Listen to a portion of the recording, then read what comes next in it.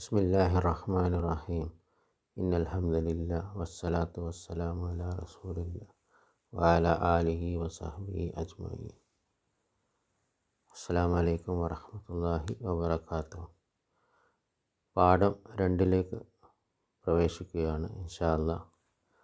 ആ പാഠം 2 ദാലിക്കയാണ്. ദാലിക്ക എന്ന് പറഞ്ഞാൽ അതിൻ്റെ അർത്ഥം അത് എന്ന്, അത് ദാറ്റ് എന്ന് പറയാം. അപ്പോൾ കുറച്ച് ദൂരെയാണ്. ഹാസ ഇത് എന്ന് പറയാം, അടുത്താണ്. ദാലിക്ക എന്ന് പറഞ്ഞാൽ അത് ദൂരെയാണ്. അപ്പോൾ ഹാദ പോലെ തന്നെ ഹാദൻ്റെ ഹാ നമ്മൾ ഉച്ചരിക്കുമ്പോൾ എന്താണ്, അലിഫുള്ളത് പോലെയാണ് ഉച്ചരിക്കുക അല്ലേ. അതുപോലെ ദാലിക്കൻ്റെ ദാവും ഉച്ചരിക്കുമ്പോൾ ദാ എന്ന് അലിഫുള്ളത് പോലെ ഉച്ചരിക്കും. എഴുതുമ്പോഴോ ദാ എന്നിങ്ങനെ നീട്ടി അലിഫ് എഴുതൂല, ഇങ്ങനെ അലിഫ് എഴുതൂല. എഴുതുമ്പോൾ ദാ എന്ന് അലിഫോട് കൂടി എഴുതുകയില്ല. അപ്പോൾ ഉച്ചരിക്കുമ്പോൾ ദാ എന്ന് അലിഫുള്ളത് പോലെ ഉച്ചരിക്കും.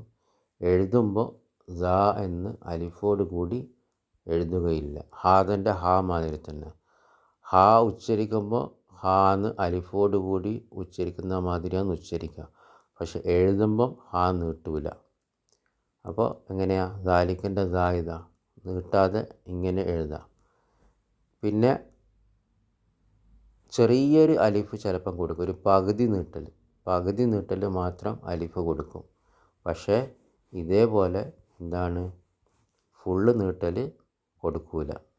ശരിക്കും ദാല് നീട്ടണമെങ്കിൽ ഇങ്ങനെ അലിഫ് ഇടണം, ഇങ്ങനെ ദാലിക്ക എഴുതൂല. അപ്പോൾ ഇതാണ് പിന്നെ ഹാദയും ദാലിക്കയും തമ്മിലുള്ള ഒരു സിമിലാരിറ്റി. ഒരുപോലെ ഹാ പോലെ തന്നെയാണ് ഇതിൻ്റെ ദ.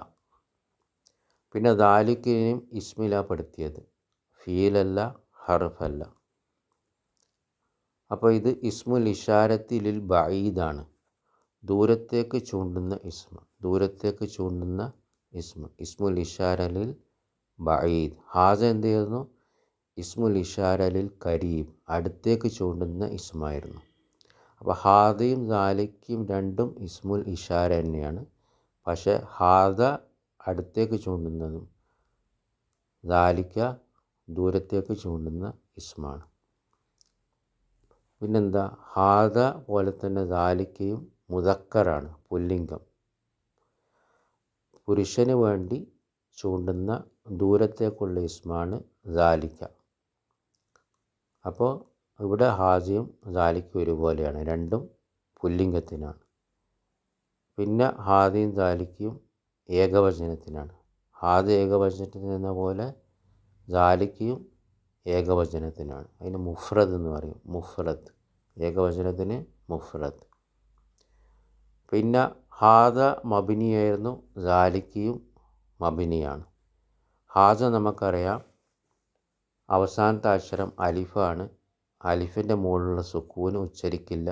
അപ്പോൾ അത് അലിഫിൻ്റെ മുകളിൽ സുക്കൂനിയാണ്. അതുകൊണ്ട് നമ്മൾ മബിനിയുന്നല്ല സുക്കൂൻ എന്ന് പറഞ്ഞു. സുക്കൂനിന്മേൽ സ്ഥിരമാണ്, അതായത് മബിനിയാണ്, മാറൂല. ലമ്മത്ത് വരുന്നിടത്തും ഫതഹത്ത് വരുന്നിടത്തും കസറത്ത് വരുന്നിടത്തും ഒക്കെ എന്തായിരിക്കും, അലിഫിൻ്റെ മുകളിൽ സുക്കൂനായിട്ട് തന്നെ എഴുതാം. ലമ്മത്തും ഫതഹത്തും കസറത്തും ഒന്നും വെളിവാക്കി എഴുതൂല. അതേപോലെ ദാലിക്ക് മബിനിയാണ്. പക്ഷെ ദാലിക്ക എന്താണ്, ഫത്ഹിന്മേൽ സ്ഥിരമാണ്. ഫത്ഹിന്മേലാണ് മബിനി. മബിനിയുൻ അലൽ ഫത്ഹി, മബിനിയുൻ അലൽ ഫത്ഹി. ദാലിക്കയുടെ അവസാന അക്ഷരം നാം കേൾക്കുന്നത് ക അഥവാ ഫത്ഹ് ആയിട്ടാണ് അല്ലേ. ദാലിക്കൻ്റെ അവസാനം എന്താണ്, പിന്നെ ഫത്ഹാണ്, ക. അപ്പോൾ മബിനിയുൻ അലൽ ഫത്ഹി, മബിനിയുൻ അലൽ ഫത്ഹി. അപ്പോൾ ലമ്മത്ത് വരേണ്ടിടത്തും കസറത്ത് വരേണ്ടിടത്തും ഫതഹത്ത് വരേണ്ടിടത്തും എല്ലാം ദാലിക്കാന്ന് തന്നെയായിരിക്കും, സ്ഥിരമായിരിക്കും, മാറില്ല. സ്ഥിര ആദ്യാക്ഷര ഇസ്മാണ് ദാലിക്ക. അപ്പോൾ ദാലിക്ക മുബത്തദയായി വന്നാൽ ദാലിക്ക എന്ന് തന്നെയായിരിക്കും. മുബത്തദ നമുക്കറിയാം മർഫു ആണ് അല്ലേ. അലാമത്തു റഫിഹി അല്ലമ്മ, റഫിൻ്റെ അടയാളം എന്താ? ലമ്മത്താണ്. അപ്പോൾ അത് മർഫു ആണ്. പക്ഷെ അവിടെ മുബത്തദ ആയാൽ സാലിക്കു എന്ന് പറയില്ല, പിന്നെയോ സാലിക്ക.